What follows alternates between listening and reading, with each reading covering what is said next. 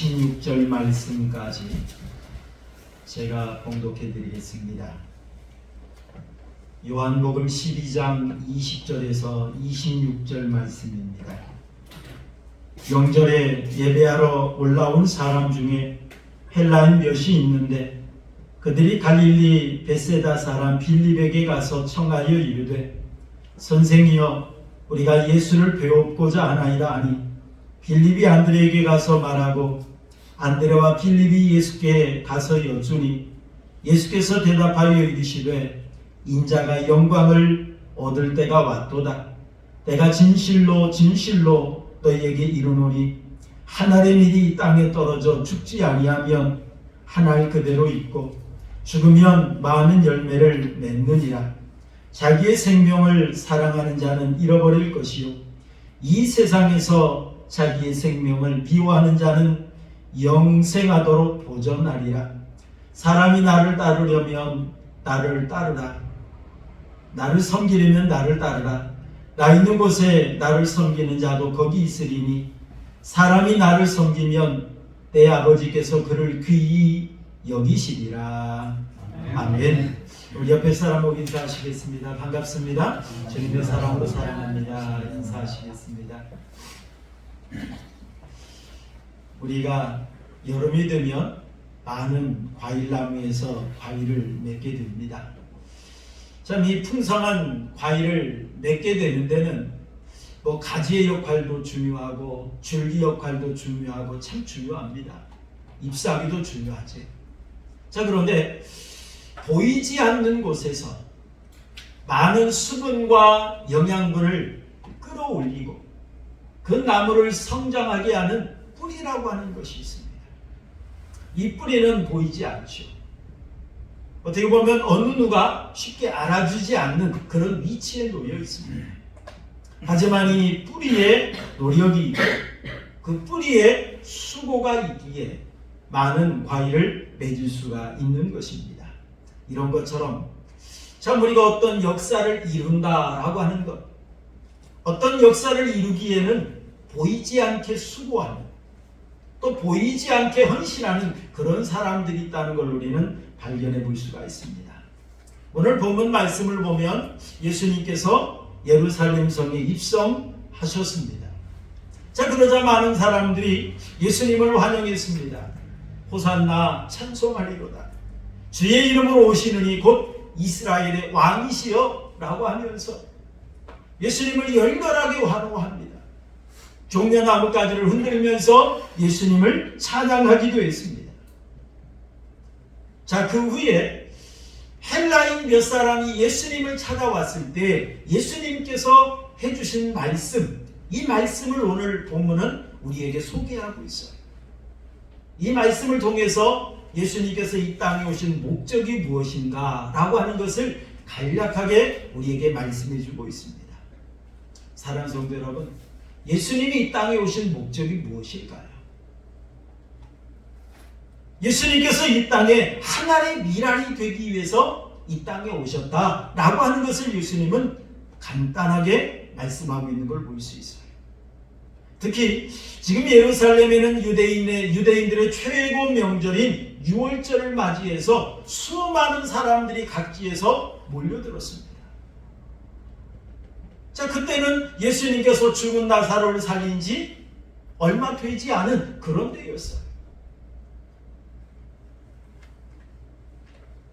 그곳에 예수님께서 예루살렘 성에 때가 되어서 입성하실 때 예수님께서 죽은 나사로를 살린 그것을 직접 목격한 사람도 있었지만 예수님께서 죽은 나사로를 살렸다는 그 소문을 듣고 몰려든 사람도 많이 있었습니다. 특히 유대인들의 유월절은 오늘 우리의 광복절과 같습니다. 이스라엘 백성들이 애굽에서 해방된 날, 그날을 기념하며 하나님 앞에 제사하는 절기, 이게 바로 유월절이거든요. 그러다 보니까 유월절을 위해서 모였던 이스라엘 백성들, 그 당시에 로마의 식민지로 있었습니다. 그러다 보니까 그들의 소원은 해방이었어요. 그들도 해방을 간절히 기대하고 있었는데 예수님께서 죽은 나사로를 살린 지가 얼마 되지 않았어요. 그 소문을 많은 사람들이 들었습니다. 그때 예수님께서 사역을 위해서 예루살렘 성에 입성하시자 많은 사람들이 예수님께서 죽은 나사로를 살리신 그 능력이라고 한다면 우리를 로마의 식민지에서 해방시켜 줄 수 있을 것이다. 그래서 호산나 호산나 우리를 구원하소서 우리를 구원하소서 그러면서 예수님을 찬양했던 것입니다. 그 중에 헬라인도 있었습니다. 여러분 헬라인이라고 한다면 여기에서 헬라인은 순수한 이방 사람을 가리키는 거예요.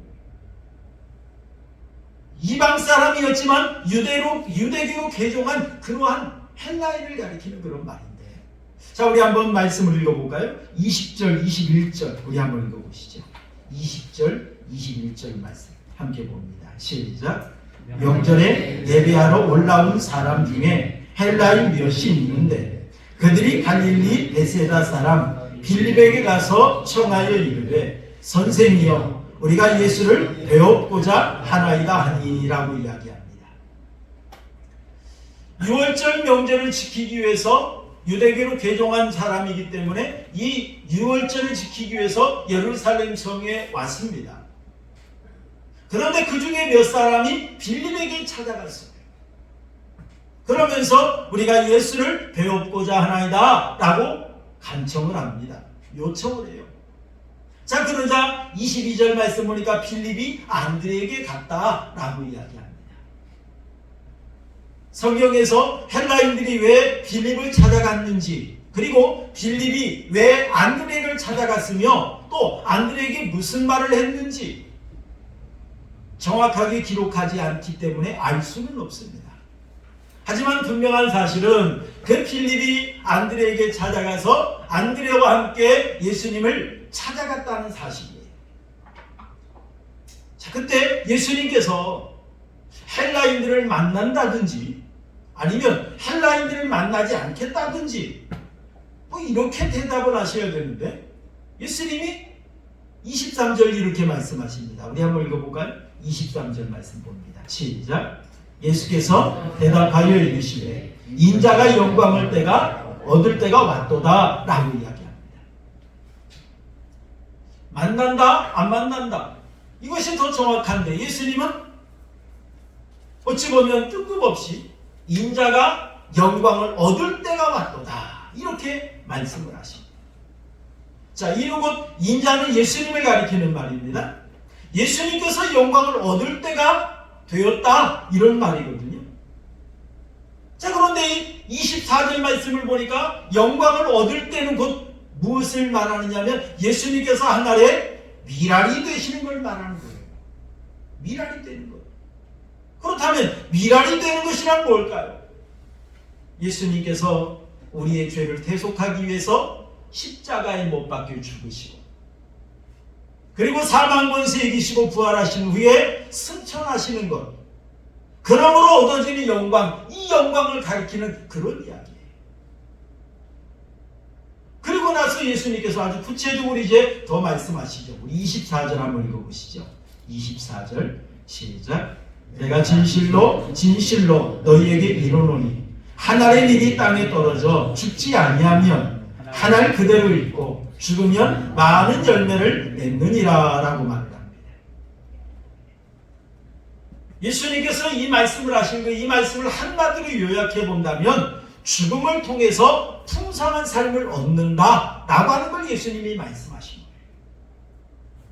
하나의 밀은 예수님을 가리키는 거고요. 많은 열매란 예수님을 믿음으로 말미암아 구원 얻는 영혼들을 가리키는 그런 말씀이에요.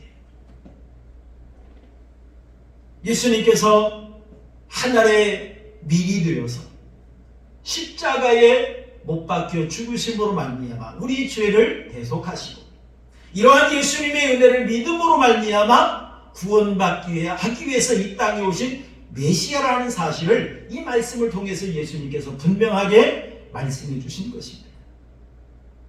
그렇다면 여러분 하나의 밀이 많은 열매를 맺기 위해서 반드시 거쳐야 하는 과정이 있습니다. 그 과정이 뭘까요? 여러분, 하나의 밀이 쌀독에 있으면, 푸대자루에 있으면 싹이 나나요? 절대로 나지 않습니다. 밀 안에 생명은 있어요. 밀 안에 생명은 있지만 이 밀이 열매를 맺기 위해서는 반드시 땅에 떨어져야 됩니다. 땅에 떨어져야 돼요. 땅에 떨어지지 아니하면 이 열매를 맺을 수가 없는 겁니다. 여러분, 땅에 떨어진다라고 하는 것은 낮아지는 걸 가리키는 거예요. 낮아지는 것. 여러분, 낮아지는 것이 반드시 나쁜 것만은 아니에요. 우리가 낮아진다 그러면 싫습니다. 낮아지는 것이 싫어요. 하지만 낮아짐으로 인하여 일어나는 역사도 있습니다. 여러분, 저수지에 물이 떨어질 때 터빈을 돌려서 전기를 만들 수가 있습니다. 지붕에 있는 물이 떨어질 때 바윗돌도 뚫는 역사가 있습니다. 샤워기 물이 떨어질 때 우리 몸을 시원하게 하고 깨끗하게 할 수 있습니다. 고기압이 저기압으로 옮겨질 때 거기에서 바람의 힘이 생겨나는 겁니다. 사람도 낮아짐으로 인하여 남의 고충을 알 수가 있어요. 사람도 낮아짐으로 인하여 때로는 깨어지기도 하고 다듬어지기도 하고 연그러가기도 하는 것 같습니다. 여러분, 하나님께서는 귀하게 사용하실 사람들을 종종 낮추신 걸 우리는 성경을 통해 발견해 볼 수가 있습니다.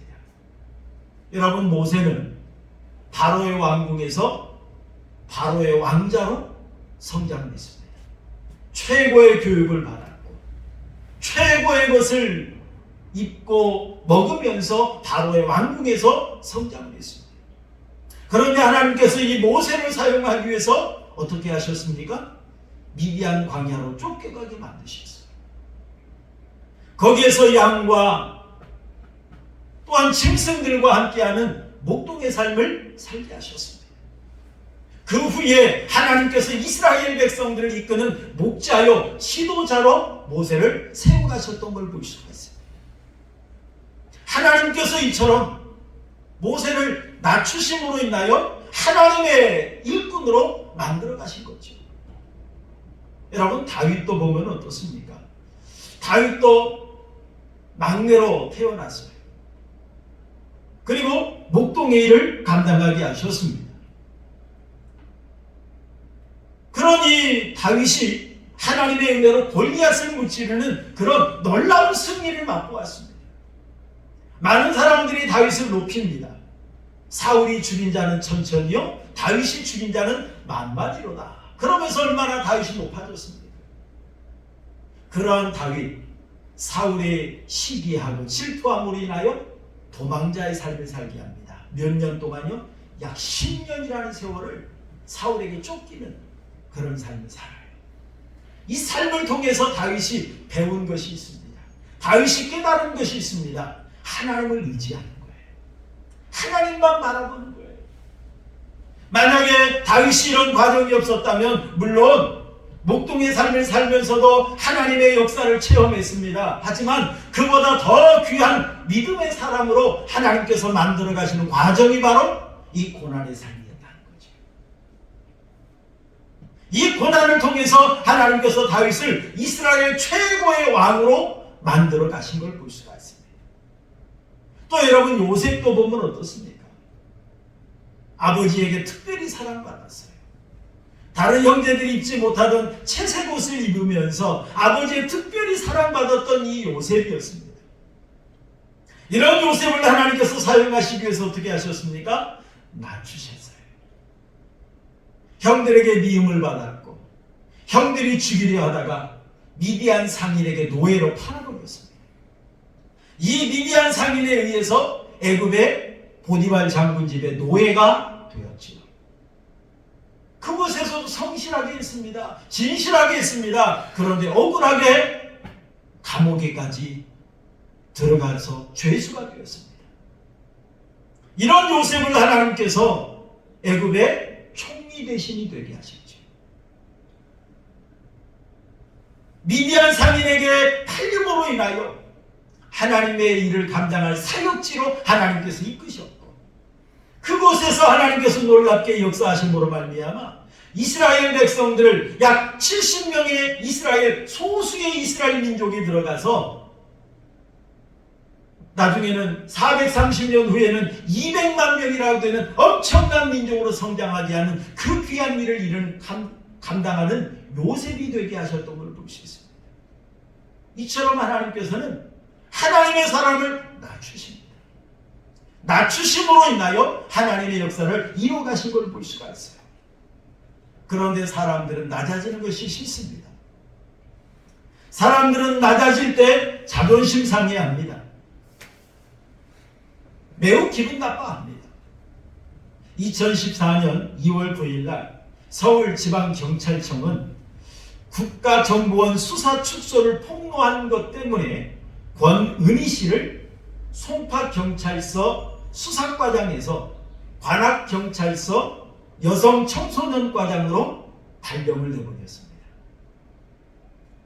자, 그러자 세상에서 떠들썩했죠. 우리 일반인들이 바라볼 때는 뭐 서울 송파경찰서나 관악경찰서나 뭐 같은 경찰서예요. 거기다가 과장급은 똑같습니다. 수사과장이나 여성청소년과장이나 똑같은 과장이에요. 그렇기 때문에 우리 일반인이 바라볼 때는 일반적인 발령이요 인사라고 생각할 수 있습니다. 그러나 경찰들의 입장에서 보면 이건 매우 기분 나쁜 좌천의 인사였다는 거지. 우리 경찰들은 수사할 수 있는 부서와 수사할 수 없는 부서, 여기에 많은 관심이 있다는 거예요. 그래도 경찰이라면 수사 권한이 있어야지. 그런데 수사 권한이 있는 그런 부서에서 수사 권한이 없는 부서로 옮기게 된 것은, 이것은 좌천이라 이렇게 여긴다는 거예요. 여러분, 좌천이라는 말은 무슨 말입니까? 낮은 직위나 지위로 자리를 옮기는 거죠. 또 한직으로 옮기는 거예요. 그래도 인정받는 사람은 중요한 일을 맡기잖아요. 또 많은 일을 감당하게 합니다. 그런데 중요한 일을 맡기지 않아요. 일거리도 주지 않아요. 그러면 그것을 당하는 사람의 입장에서 본다면 매우 기분이 나쁜 거죠. 자존심 상합니다. 무시당한다 생각이 들어서 매우 괴로워합니다. 그래서 나중에는 참지 못하고 직장을 등지고 나오기도 합니다. 사표를 내기도 하죠. 어떤 사람은 심지어 생을 마감하기도 합니다. 왜요? 낮아진다는 것이 그만큼 자존심 상한 거예요. 낮아진다라고 하는 것이 그만큼 기분 나쁜 거예요. 내가 그만큼 무시당했다는 그런 생각이 드는 것입니다. 여러분, 사람도 이렇게 낮아질 때 기분 나빠합니다. 사람도 이렇게 낮아질 때 매우 자존심 상해합니다. 어찌 보면 하나님 편에 본다면 한낱 미문과 같은 우리 인간도 이렇게 낮아질 때 자존심 상하고 기분 나빠하는데, 우리 예수님은 어떻습니까? 하나님이신 예수님이 이렇게 낮아지고 낮아질 때 우리 예수님의 마음은 어떠하셨을까요? 우리 빌립보서 2장 6절에서 8절 말씀, 우리 너무 잘 알고 있는 말씀이잖아요. 그는 근본 하나님의 본체시나 하나님과 동등됨을 취할 것으로 여기지 아니하시고 오히려 자기를 비워 종의 형체를 가지사 사람들과 같이 되셨고 사람의 모양으로 나타나서 자기를 낮추시고 죽기까지 복종하셨으니 곧 십자가에 죽으심이라 라고 말씀하지 않습니까? 여러분, 우리 예수님은 하나님의 본체시라고 했어요. 하나님의 본체시라. 이 본체라는 말은 곧 하나님이라 이 말이에요. 우리 예수님은 하나님이세요. 그런데 하나님이신 예수님이 하나님과 동등됨을 취할 것으로 여기지 아니하셨다. 이 말은 무슨 말입니까? 하나님보다 낮은 자리로 내려오셨다 이 말이죠. 낮은 자리로 내려오셨다. 그뿐만이 아닙니다. 자기를 비워 종의 형체를 가지사 사람과 같이 되셨고, 하나님께서 창조주시죠. 우리 인간은 하나님의 피조물입니다. 그런데 창조주 하나님이 피조물의 자리에 내려오셨다는 겁니다. 예를 든다면 우리 사람이 개나 돼지가 된다고 여러분 생각해 보시기 바랍니다. 우리 세상 사람들이 욕을 할 때 어떻습니까? 개 같다, 돼지 같다 이렇게 욕하지 않습니까? 남이 나에게 개 같다, 돼지 같다 그러면 어때요? 기분 나쁘지 않아요. 기분 나쁩니다. 내가 개, 돼지가 되지 않았지만 개, 돼지 같다라는 것만으로도 기분 나빠요. 그런데 실제로 개나 돼지가 되었다고 생각해 보세요. 얼마나 비참하겠습니까? 우리 예수님은 하나님이신데 하나님이신 예수님이 피조물이 되신 거예요. 인간이 되신 거예요. 얼마나 낮아진 거예요. 그뿐이 아니죠. 십자가를 지셨습니다. 여러분, 이 십자가는 반란을 일으키거나 큰 죄를 지은 죄수에게 매달려 죽게 하는 사형틀입니다. 그런데 이 십자가형은 로마 시민권자에게는 내리지 않았다고 합니다. 그리고 일반 시권의 사람에게도 내리지 않았다고 합니다. 죄수나 엄청난 큰 죄를 지은 죄수나 그것도 노예 신분을 가진 사람들에게 내리는 사형틀이었다는 거예요. 그런데 우리 예수님은 죄가 없으시잖아요. 그런 예수님이 십자가의 형을 받으셨습니다. 예수님께서 다시 말하면 노예와 같은 그러한 대우를 받으셨다 이 말이에요. 노예와 같은. 그곳에서 예수님은 멸시와 조롱과 천대를 다 받으셨습니다. 이때 예수님의 마음은 얼마나 괴로우셨겠습니까? 우리 예수님은 완전한 하나님이기도 하시지만 완전한 인간이기도 하십니다. 그렇기 때문에 우리 인간이 당하는 그 괴로움과 우리 인간이 당하는 모든 것들을 다 느낄 수 있는 그런 분이셨습니다. 그렇기 때문에 우리 예수님은 하나님이 피조물이 되는 것, 또 피조물로서 가장 낮은 자리 십자가에 내려가는 이 모든 것 예수님은 다 느끼셨던 거예요. 다 당하셨던 거예요. 여러분, 우리 예수님은 하나님이십니다. 창조주 하나님이십니다. 전지전능하신 하나님이십니다. 천지를 주관하시는 그런 하나님이십니다. 세세토록 찬양과 영광 받으셔야만 했던 그런 하나님이십니다. 그런 예수님이 하늘의 영광 보좌 버리시고 인간의 몸을 입고 이 땅에 오셨습니다. 이 땅에 오실 때는 어떻습니까? 화려한 왕궁이나 호텔이 아니었어요. 여관방도 아니었어요. 마구간에 태어나셔서 말 구유에 누이셨습니다. 예수님은 내 대신 죄인의 자리까지 내려가셨습니다. 예수님은 내 대신 십자가를 지시고 조롱과 멸시와 천대를 받았습니다. 예수님은 최고의 권력자이신 분이 가장 낮은 자리까지 내려오셨던 것입니다. 사랑하는 성도 여러분, 이러한 예수님의 낮아짐으로 말미암아 죄인이었던 내가 의인이 된 줄 믿으시길 바랍니다.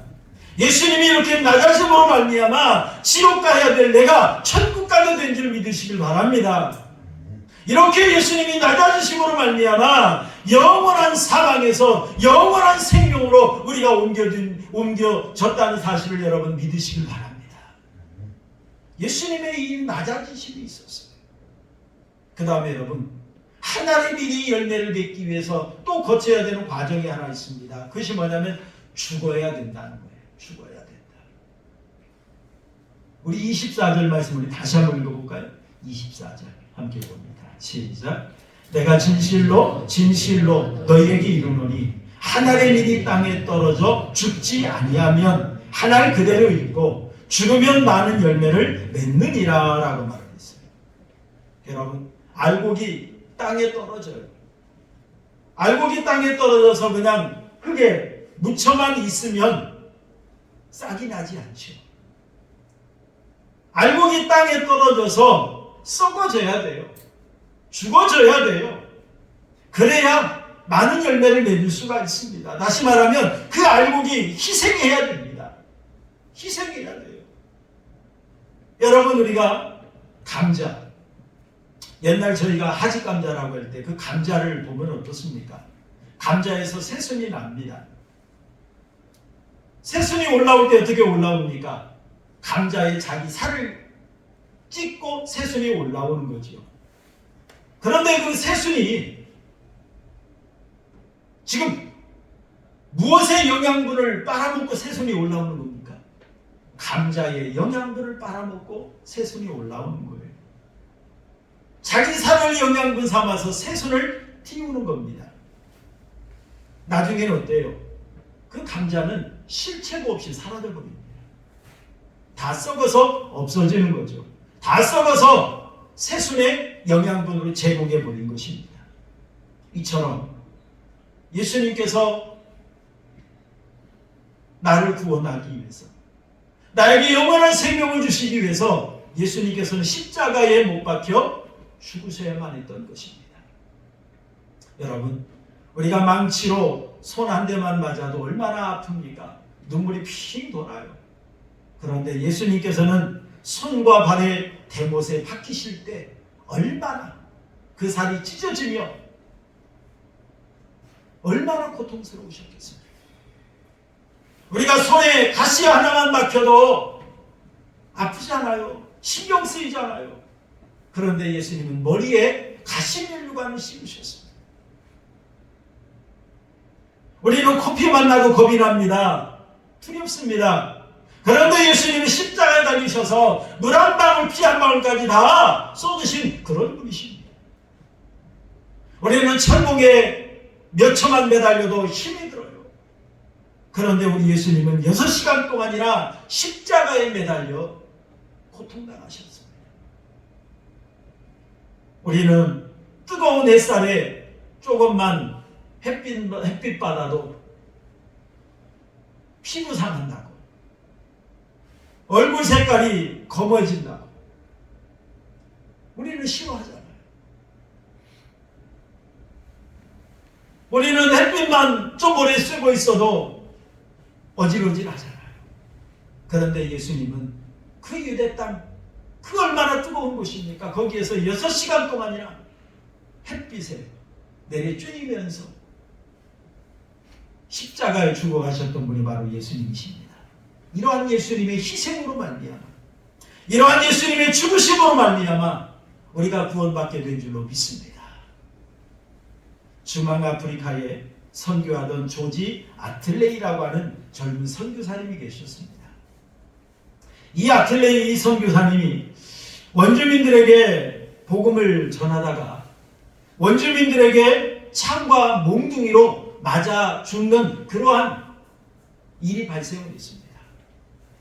그런데 이 조지 아틀레이 선교사님이 이 원주민들에게 창과 몽둥이로 맞아 죽을 때 이 아틀레이 선교사님의 그 품에는 뭐가 있었느냐면 영국제 연발 권총이 품에 있었다.